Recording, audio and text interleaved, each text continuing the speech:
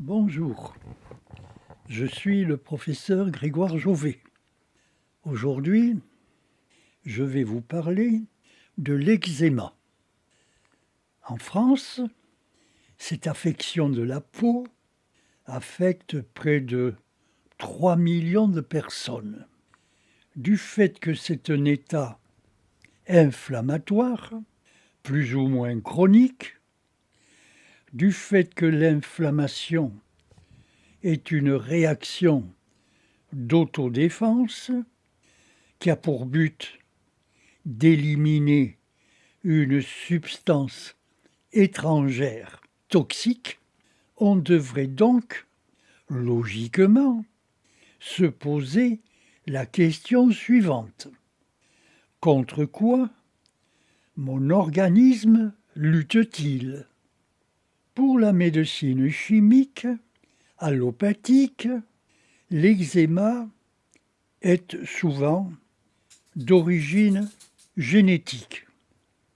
Il peut aussi résulter d'un contact de la peau avec des substances étrangères appelées allergènes, comme les lessives, les parfums synthétiques, etc. Alors, en cas de crise, l'allopathie conseille des corticoïdes et des inhibiteurs de calcinérine à appliquer sur les zones affectées. Elle conseille aussi de ne mettre sur la peau que des vêtements en coton, donc d'éviter la laine, surtout la laine synthétique. Elle conseille aussi de ne pas laver la peau avec du savon, mais avec des produits spéciaux que l'on peut acheter en pharmacie, notamment. Elle conseille d'éviter les douches et les bains trop longs, l'eau trop chaude.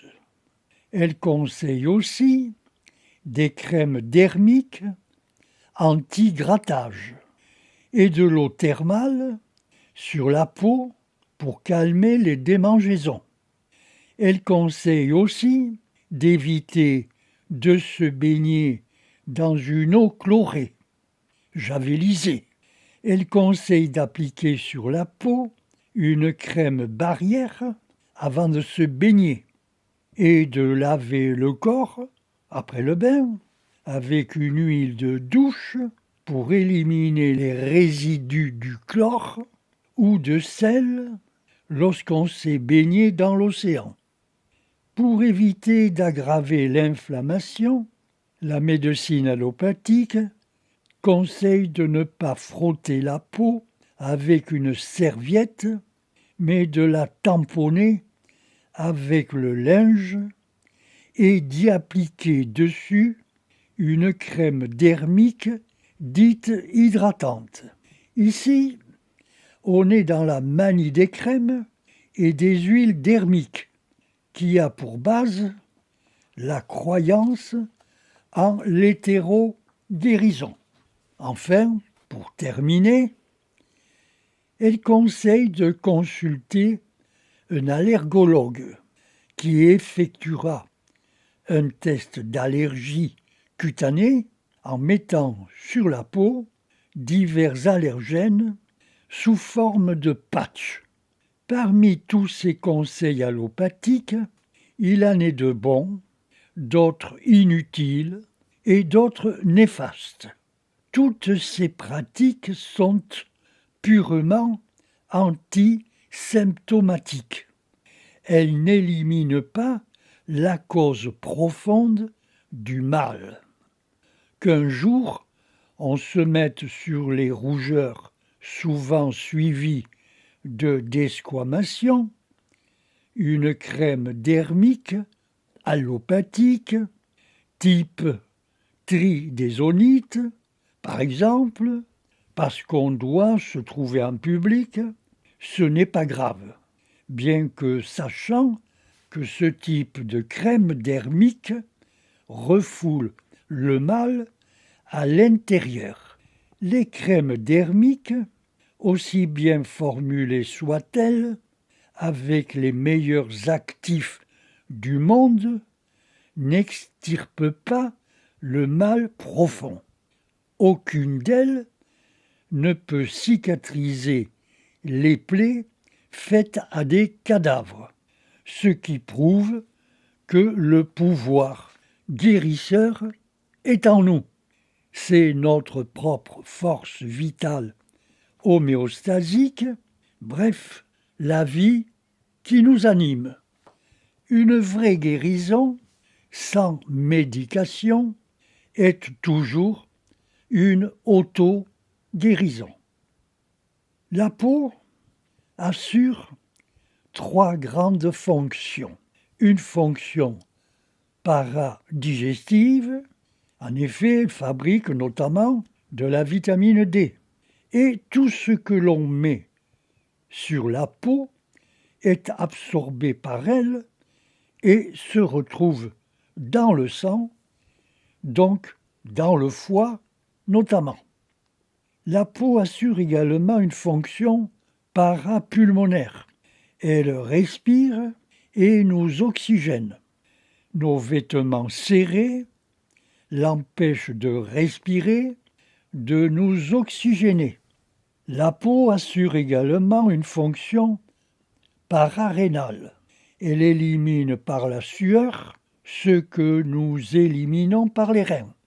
Et qu'élimine-t-on surtout par les reins? Eh bien, ce sont les urates et les oxalates, notamment, qui sont des résidus métaboliques solides, acides, très corrosifs, qui rongent les tissus.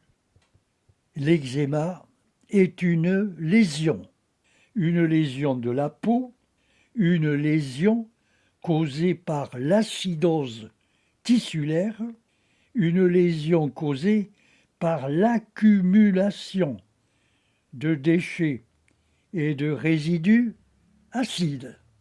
Et cette acidose résulte d'une insuffisance fonctionnelle du foie et donc des reins qui font la politique du foie.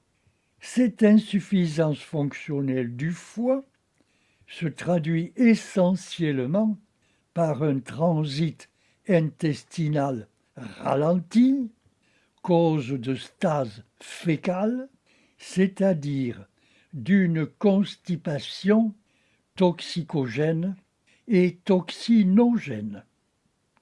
Mais cette insuffisance hépato-intestinale et donc hépato-rénale et donc hépatocutanée est due à nos fautes existentielles quasi quotidiennes, telles que penser à l'envers négativement, manger, boire à l'envers anti-biologiquement, vivre à l'envers anti-hygiéniquement, du fait que nous n'arrêtons pas de fabriquer en nous des poisons acides, corrosifs, du fait également que nous mangeons des faux aliments et, qui plus est, dénaturés, oxydés, oxydants, corrosifs, du fait également que nous buvons des fausses boissons telles que le soda, l'alcool, le vin, etc., qui sont tous acides, oxydants, corrosifs. Même les allergies sont le résultat d'une insuffisance fonctionnelle du foie, voire même d'un dysfonctionnement du foie. J'explique ce mécanisme dans un de mes livres sur les allergies. En médecine naturopathique, on fait presque le contraire de la médecine allopathique. On commence par purger le foie, donc sa poubelle, la vésicule biliaire, ce qui a pour effet de purger, de vidanger l'intestin, de le vider de tous ses déchets fermentescibles et putrescible, cause d'auto-intoxication, donc d'eczéma notamment. Ceci a pour effet d'accroître les fonctions rénales et d'épurer la peau, notamment car c'est la peau qui supplée aux défaillances des autres organes épurateurs tels que le foie, l'intestin, les reins, les bronches, etc.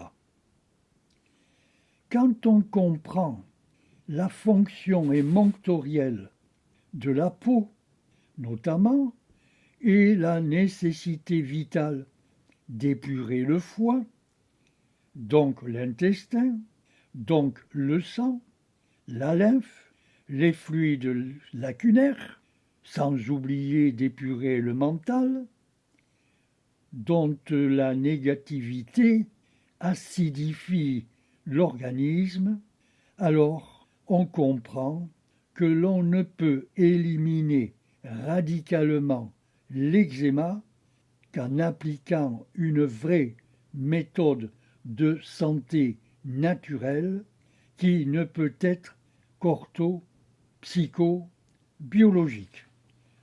Refuser de s'appliquer une telle méthode non iatrogène, c'est se condamner à vie à l'antisymptomatisme avec ces substances médicamenteuses qui sont toutes plus ou moins iatrogènes à plus ou moins long terme. Je vous remercie de m'avoir écouté.